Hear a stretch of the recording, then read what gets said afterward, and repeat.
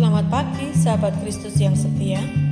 Mari kita mengawali perjalanan hidup kita hari ini dengan doa pagi bersama Bapak Fupinus Juniartono. Shalom, selamat pagi Bapak Ibu Saudara, sahabat Kristus yang setia dimanapun berada. Kita berjumpa kembali lewat ibadah doa pagi hari ini. Bagaimana kabar semuanya? Marilah kita senantiasa bersyukur dan bersukacita atas penyertaan dan pemeliharaan Tuhan atas hidup kita dari hari ke hari. Mengawali ibadah kita, marilah kita bersama bersaat teduh sejenak. Mari kita berdoa. Ya Tuhan, Allah kami yang kami sembah dalam nama Bapa, Anak, dan Roh Kudus. Terima kasih atas waktu dan kesempatan di mana kami boleh bersekutu kembali lewat ibadah doa pagi hari ini.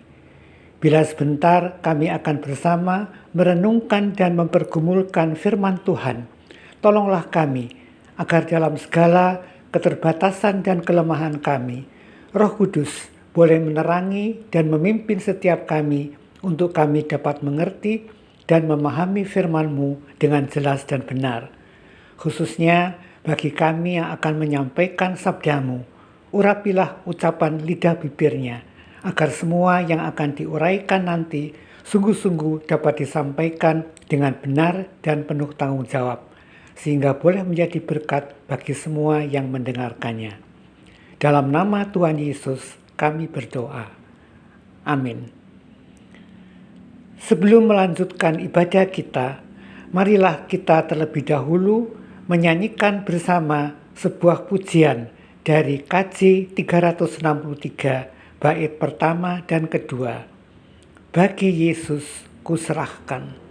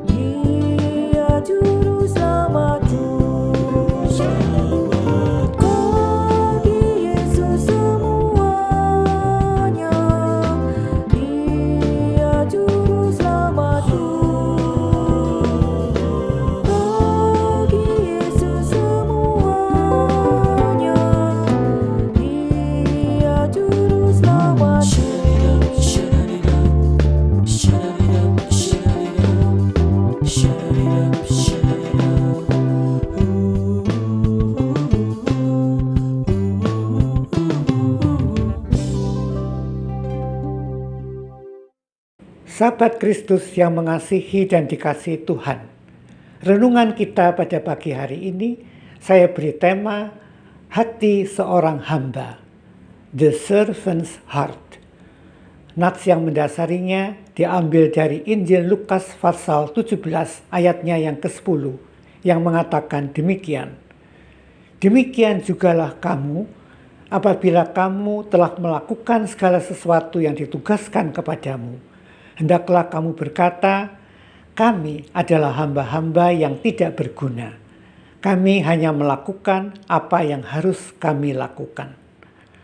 Sampai sedemikian jauh pembacaan firman Tuhan, yang berbahagia adalah setiap orang yang mau mendengar firman Tuhan, menyimpan, memelihara dan mempergumulkannya, serta bersedia melakukannya dalam kehidupannya setiap hari. Haleluya. Sahabat Kristus yang setia, dalam sebuah kegiatan camp remaja, seorang pemimpin camp mengatakan demikian. Jangan berprasangka bahwa kami di sini ingin mengkritik atau mencari-cari kelemahan dan kekurangan kalian untuk kami hakimi atau adili. Tetapi sebaliknya, kami ingin memberikan pelayanan kami yang terbaik, menolong kalian agar kalian dapat bertumbuh menjadi anak-anak Allah dan pengikut-pengikut Kristus yang benar. Hal ini nyata di mana sepanjang minggu melalui perhatian, pendekatan, arahan, dan bimbingan para pembina kepada setiap peserta camp membuat para remaja begitu tersentuh atas sikap ketulusan dan kerendahan hati dari para pembina. Dan mereka merasa begitu terberkati, sehingga pada saat acara camp berakhir, salah seorang remaja mengatakan, "Sungguh kami merasakan lawatan dan kehadiran Allah pada acara camp ini. Sungguh Roh Allah berkarya dalam diri bapak-bapak dan ibu-ibu pembina yang mencerminkan cinta kasih Kristus yang tulus, sehingga semuanya dapat membangun hidup kami." Sahabat, Yesus Kristus hadir sebagai seorang pelayan bagi mereka yang membutuhkan pertolongan. Ia datang untuk memenuhi kebutuhan manusia yang paling mendasar, yaitu keselamatan. Ia telah menghapus dosa dalam kehidupan kita melalui kematian yang mengerikan. Kalau Yesus mau menjadi seorang pelayan, seorang hamba yang rela merendahkan diri, mengosongkan diri, berkorban bagi kita yang dikasihinya, bukankah kita juga harus menunjukkan kasih kita kepada Allah melalui pelayanan kita kepada orang lain sebagaimana yang telah Ia teladankan kepada kita? Oleh karena itu, marilah kita nyatakan kasih kita kepada Allah dengan menyerahkan hidup kita, hati, pikiran, perbuatan kita dalam pelayanan yang benar dan tulus demi kemuliaan namanya. Sahabat, berbicara tentang hidup ini selalu saja menarik, karena melalui hidup dan di dalam hidup ini dapat menggambarkan keberadaan diri kita sebagai manusia. Pada umumnya, orang cenderung mengarahkan hidupnya ke dalam dan untuk dirinya sendiri. Manusia ingin menjadikan dirinya nomor satu, menjadi pusat perhatian dan pujian. Manusia suka meninggikan diri, membanggakan dirinya. Rasul Paulus di dalam kitab Galatia pasal 2 ayat 20 mengatakan, "Namun aku hidup, tetapi bukan aku sendiri yang hidup, melainkan Kristus yang hidup di dalam aku." Pengalaman iman Paulus bersama Kristus telah mengubah dirinya. Semula dia adalah seseorang yang sangat membenci Kristus, karena banyak orang yang menjadi pengikut Kristus yang membuatnya merasa geram dan berusaha untuk menyingkirkan Kristus. Popularitas dan kebesaran namanya terancam. Tetapi justru ketika hatinya panas membara oleh kebencian, Kristus datang dengan sentuhan kasih-Nya kepada Paulus dan memakai Paulus sebagai alatnya. Peristiwa ini membuat Paulus mengalami perubahan dan pembaharuan dalam hidupnya. Dalam proses selanjutnya, ia menjadi hamba Tuhan, di mana segenap pikiran, tenaga, dan hidupnya ia serahkan kepada Tuhan, dan ia kini menjadi milik Kristus. Sahabat, kembali kepada nats yang menjadi perenungan kita hari ini, Lukas 17 ayat 10. Pemahaman seorang hamba menggambarkan orang yang status pelayanannya sangat rendah, bahkan paling rendah. Seorang hamba sepenuhnya adalah milik tuannya. Ia melakukan apapun yang ditugaskan tuannya. Ia tidak mempunyai hak apapun untuk membantah. Ia tidak mempunyai apa-apa yang dapat dibanggakan, dan dia tetap tinggal tidak berguna. Sahabat, setiap pekerjaan atau pelayanan yang berhasil kita kerjakan memang mendatangkan rasa senang dan bangga, yang bisa jadi juga bisa merupakan benih kesombongan untuk meninggikan diri. Marilah kita bercermin pada teladan Yesus sebagai seorang hamba yang benar. Dalam Injil Yohanes pasal 13 ayat 1-20, Yesus telah mengajarkan dan memberikan kita teladan bagaimana menjadi pelayan dan hamba yang benar sesuai dengan yang dikehendakinya melalui pembasuhan kaki yang dilakukan kepada para muridnya.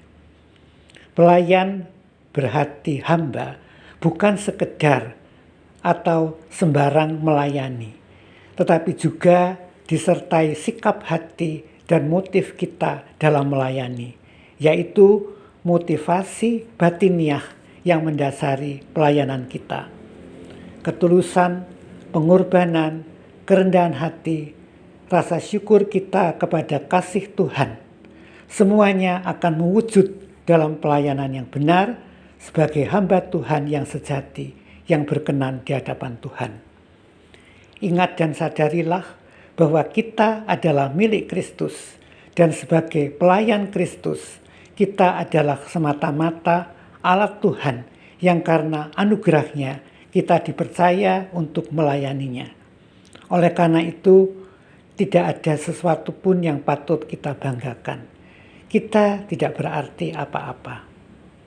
Oleh karena itu, lakukanlah pelayanan kita sebagai seorang yang memiliki hati seorang hamba. Jika demikian, bagaimana sikap kita dalam merespon pelayanan kita? Kita katakan, kami adalah hamba-hamba yang tidak berguna. Kami hanya melakukan apa yang kami harus lakukan. Tuhan Yesus memberkati kita semua. Amin.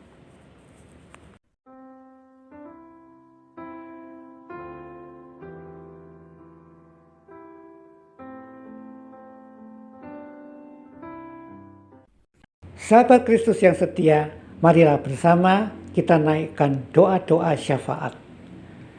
Terima kasih Tuhan atas penyertaan dan pimpinan Tuhan dalam ibadah doa pagi hari ini.